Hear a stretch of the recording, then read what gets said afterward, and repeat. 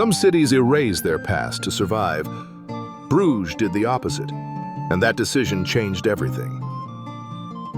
Here, in the heart of Belgium, medieval towers still ring with music, ancient streets still follow the same curves, and life unfolds around canals that once made this city rich.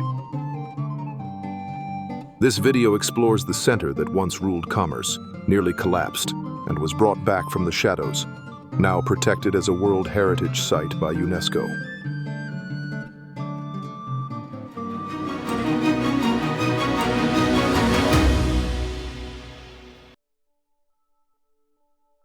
It may feel like stepping into the Middle Ages, but Bruges is surprisingly close to modern life. In the Flanders region of northern Belgium, the historic center lies just 100 kilometers from Brussels, well connected and easy to reach. From Brussels Airport, travelers can take the intercity train towards Bruges, with departures almost every hour. The ride lasts about 1 hour and drops passengers at Bruges' main train station, just outside the medieval core. Right next to it sits the city's main bus terminal, a hub for regional lines and local routes that take visitors straight to the Historic Centre, the UNESCO World Heritage Site. Once inside, the rhythm changes. Everything slows down. The streets weren't built for cars. They were built for carts and footsteps. No traffic noise, no glass towers, just canals, stone facades, and a layout that hasn't changed in centuries. And it's precisely that, the preservation of this medieval structure, that holds the key to Bruges' extraordinary story. Bruges didn't begin with towers or trade. It started as a military outpost. During Roman times, forts protected the coast from pirates sailing the North Sea. By the 4th century, the Franks had taken over the region from the Gallo-Romans and called it Pagus Flandrensis, the seed of what would become Flanders. Centuries later, as Viking raids intensified, new fortifications rose near the River Ree.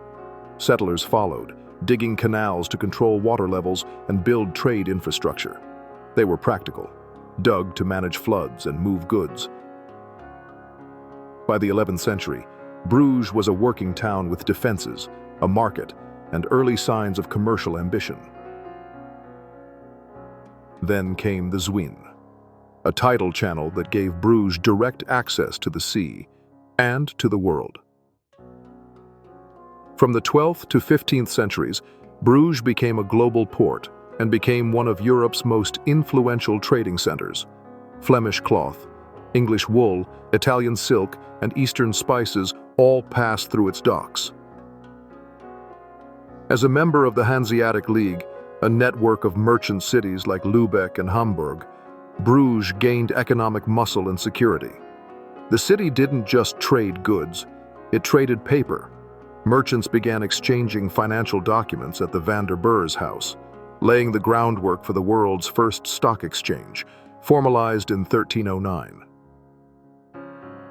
In the 15th century, Bruges was more than rich, it was powerful and a cultural beacon. Philip the Good, the Duke of Burgundy, made it one of his court cities, attracting artists like Jan van Eyck, bankers from Italy, and exiled English kings like Edward IV and Richard III. William Caxton even printed the first English book here. But prestige can't hold back silt. The Zwin estuary, Bruges' lifeline, was quietly closing. By the 16th century, the Zwin had silted up due to natural sedimentation and changes in tidal flows.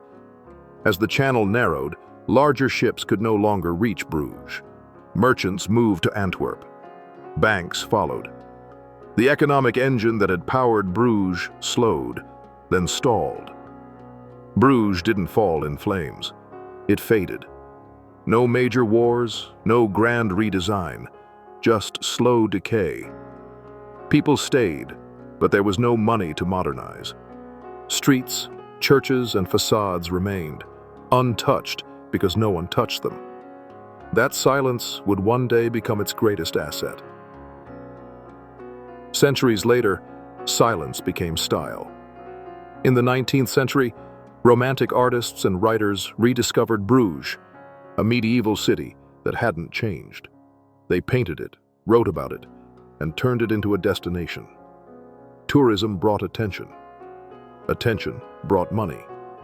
Restoration followed. In 1907, the port of Zeebrugge was built to reconnect the region with the sea. During World War I, it became a U-boat base for German forces. Decades later, Zeebrugge expanded, and by the 1970s, it had become one of Europe's most modern ports. Bruges, once isolated, was back on the map, this time as a city of culture. And in 2002, the recognition became official. Bruges was named European Capital of Culture, not for what it built next, but for what it never tore down. Don't forget to like and subscribe. Also check our playlist for more incredible World Heritage Sites. In the Historic Centre, the UNESCO Heritage Site, everything is within walking distance, and yet every visit reveals something new. Bruges offers countless experiences, but here are only those spots that fall inside this protected medieval core.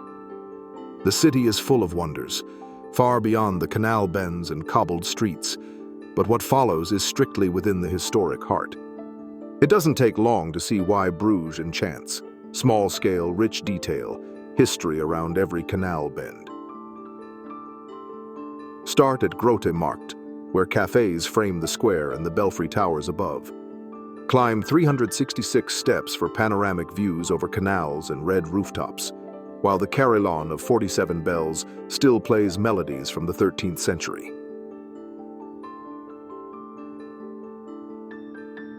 A short stroll leads to Berg Square, once a fortress site, and today the setting for the town hall, Stadhuis.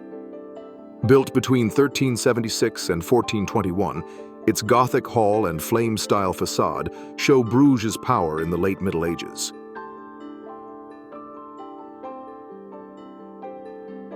Nearby is the Basilica of the Holy Blood, home to a revered relic and the center of Bruges' annual procession, the Procession of the Holy Blood. Dating back to the Middle Ages, it moves through the streets with costumed citizens reenacting scenes from biblical and local history. It's not staged for tourists. It's organized by the community, passed down across generations.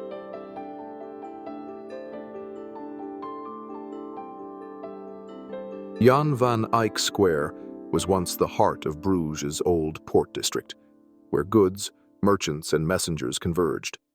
Today, it's a quiet spot lined with historic facades and sculptures, but still connected to the city's waterways.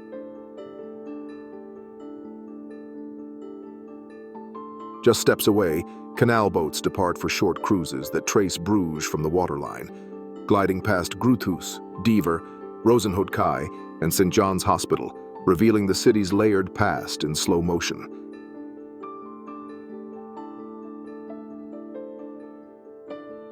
Within the walks, you'll pass the Beguinage, 10 Weingarten, a peaceful courtyard still inhabited today, plus the Church of Our Lady, with its 115-meter tower and Michelangelo's Madonna and Child inside.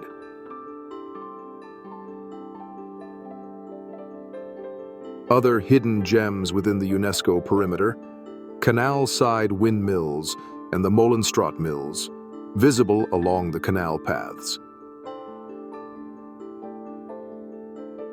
The Liberty of Bruges, Bruges Vrij, was once the seat of the regional law court and local administration, housed in a grand Renaissance building beside the town hall.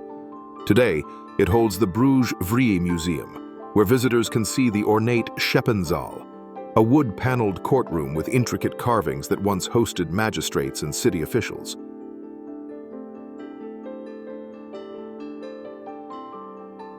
St. Salvator's Cathedral, and the stained glass windows of Jerusalem Church, and the Sint Jacobskerk. Even the canal paths, worn by centuries of footsteps, are part of the experience. Craft still matters too. The Friet Museum in the historic Saai-Halle, a quirky look at Belgian fry culture in a 14th century wool trading hall. Chocolate isn't mass-produced. It's crafted by specialists using recipes passed down in Flemish families. Even beer, with its deep monastic roots, remains central to Bruges' identity. And yes, some of it is brewed right in the old town. Bruges didn't earn its UNESCO title for a single church or painting. What made the difference was continuity, an entire city center that kept its medieval structure, scale, and rhythm intact. In the year 2000, the Historic Centre of Bruges was officially inscribed as a World Heritage Site. The decision was based on 3 criteria. Criterion number 2, exhibit an important interchange of human values, for the influence Bruges had on architecture and urban life across Europe. Criterion number 4, outstanding example of a type of architectural ensemble which illustrates a significant stages in history, for being an outstanding example of a medieval town shaped by trade and civic pride. Criterion number 6, associated with artistic and literary works of outstanding universal significance, for its deep connection with Flemish art. But Bruges is home to more than one UNESCO listing. While this video focuses on the Historic Centre of Bruges, World Heritage Site number 996, other parts of the city also carry international recognition. The Begijnhof ten Wijngoud is part of the Flemish Beguinage, number 855, and the Belfry is included in the serial site Belfries of Belgium and France, number 943. Beyond architecture, Bruges also holds 2 intangible heritage titles: the Procession of the Holy Blood, 2009, and the Carillon Culture of Belgium, 2014. All of them, in different ways, speak to how this city preserves not only its buildings, but its traditions. But recognition alone doesn't preserve a city, and that's where the real work begins. Bruges receives over 8 million visitors a year. That kind of popularity brings pressure. Crowds, rentals, overexposure. To manage the balance, the city has adopted firm strategies, from limiting tour groups to regulating vacation properties and encouraging tourism in off-peak seasons. The goal is simple: keep the center livable. Not just pretty. It's easy to admire the canals, towers, and cobbled lanes. What's harder is maintaining them while letting people still live, work, and move through the city as they always have. That's the paradox of Bruges, a place built for the 14th century, adapting carefully to the 21st. That's the story behind Bruges. Not just preserved, but alive. If something in this video caught your attention, a place, a tradition, a detail, leave a comment and share what you'd most like to see in person. And if you're curious about other UNESCO World Heritage Sites, explore the full playlist. There's a lot more history waiting.